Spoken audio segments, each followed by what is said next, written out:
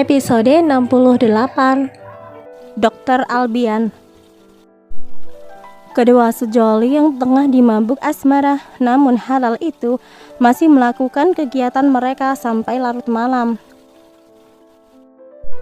Tepat pukul 12 malam, Nathan telah mengeluarkan amunisi keduanya ke dalam gua yang sempit itu. Setelah dirasa cukup lelah, Nathan mengecup kening Nita dan menidurkan tubuhnya di samping sang istri. Nita juga sudah terlihat sangat lelah. Dia bahkan langsung tertidur pula setelah pelepasan terakhir mereka. Nathan tersenyum dan mengelus pipi sang istri. "Makin hari kamu makin cantik aja, makin bersinar. Ternyata di sini sudah ada malaikat kecil kita. Terima kasih sayang untuk hadiah ulang tahunku yang ke-29 tahun seminggu lagi. Kamu memang wanita terbaik," ucap Nathan membelai perut rata istrinya. Kemudian pria itu segera ikut merebahkan diri, mencari posisi yang nyaman di samping Nita. Memeluk sang istri adalah posisi yang tepat. Kebetulan Nita sangat suka tidur dipeluk seperti ini. Jadi tidak masalah kalau semalaman mereka tidur sambil berpelukan semalaman, bahkan tanpa menggunakan penutup apapun. Kedua kulit mereka saling menempel satu sama lain, dan hal itu sangat disukai oleh Nathan. Akhirnya setelah beberapa menit, Nathan sudah berselancar ke alam mimpinya. Nita membuka matanya perlahan setelah mendengar alarm di ponselnya berdering sampai beberapa kali, mengaung sampai ke telinga Nita, membuat wanita itu segera bangun dari tidurnya yang menurutnya belum cukup lama itu. "Aku masih ngantuk, tapi harus cepat bangun." Perlahan Nita memindahkan tangan Nathan yang masih setia melilit di perutnya, namun tidak terlalu kencang. Matanya mengerjap, membuka dan menutup kembali. Rasanya benar-benar masih mengantuk. Nathan menggeliat ketika Nita duduk bersandar di kepala ranjang, mengambil ponsel Nathan untuk memastikan alarm yang tertunda. Waktu masih menunjukkan pukul 5 waktu Indonesia Barat. Nathan memang selalu menyalakan alarm di ponselnya karena dia harus bangun pagi-pagi sekali. Pada saat Nita akan meletakkan ponsel sang suami di atas nakas, tiba-tiba muncul sebuah notifikasi pesan dari aplikasi berwarna hijau di ponsel Nathan. Nita tahu kalau ponsel Nathan memang tidak pernah dikunci, tapi apakah dia harus membuka pesan milik sang suami, di mana pesan itu benar-benar membuatnya penasaran. Apalagi melihat nama sang pengirim yang tidak lain adalah dari sang mantan, Sylvia. Kenapa Sylvia mengirim pesan di jam seperti ini? Kenapa dia masih mengganggu suamiku? Apa yang sebenarnya dia inginkan? Gumam Nita. Nita melihat hanya awalan saja yang nampak dari pesan itu. Sylvia, "Nathan, please, aku butuh kamu. Waktuku tidak." Tiba-tiba Nita teringat tentang telepon kemarin siang yang Nathan terima. Suaminya itu mengatakan bahwa Sylvia kolaps, kesadarannya menurun, dan Ayu sang manajer yang memberitahu Nathan. Nita tidak mau membuka pesan itu. Dia tidak ingin berpikir lebih, karena dia akan membuktikan sendiri dengan mengunjungi Sylvia. Biarlah Nathan membaca pesan dari sang mantan. Nita hanya menunggu apakah Nathan akan bercerita kepadanya perihal pesan itu atau tidak. Dan juga Nita ingin tahu kondisi Sylvia sekarang. Apakah Sylvia baik-baik saja atau sebaliknya? Setelah berperang dengan pikirannya, akhirnya Nita langsung bergegas ke kamar mandi untuk segera membersihkan diri. "Nanti siang aku jemput. Jangan berangkat ke rumah sakit mengendarai mobil sendiri.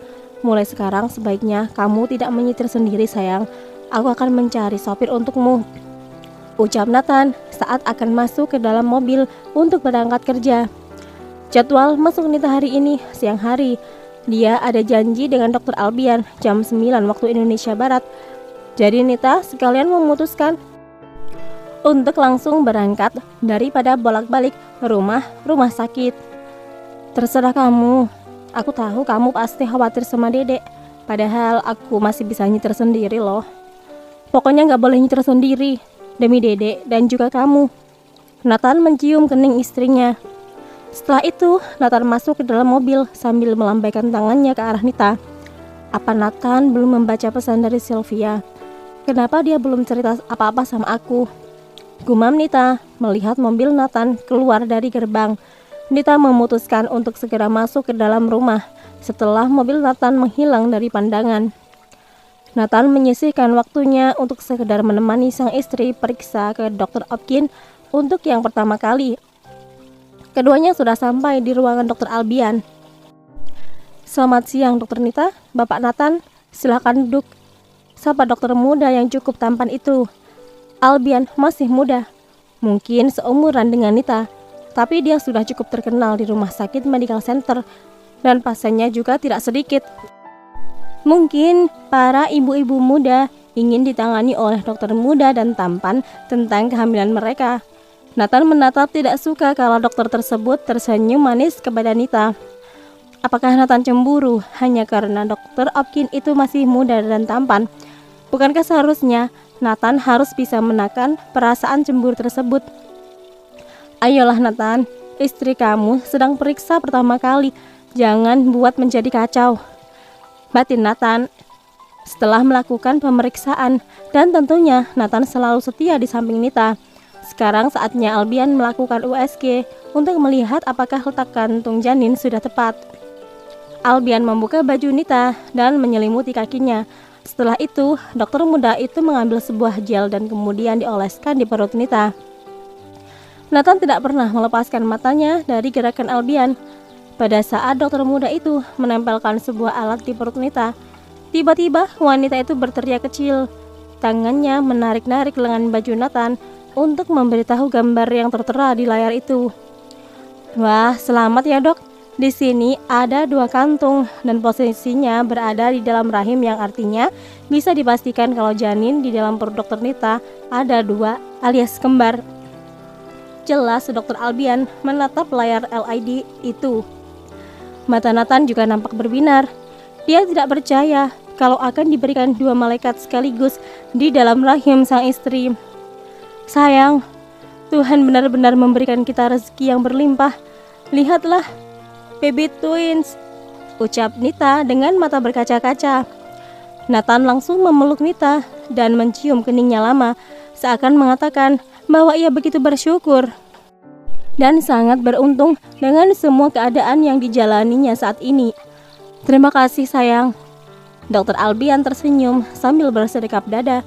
Sudah menjadi pemandangan yang biasa terjadi ketika melakukan euforia saat kedua pasangan tengah berbahagia karena berita kehamilan sang istri.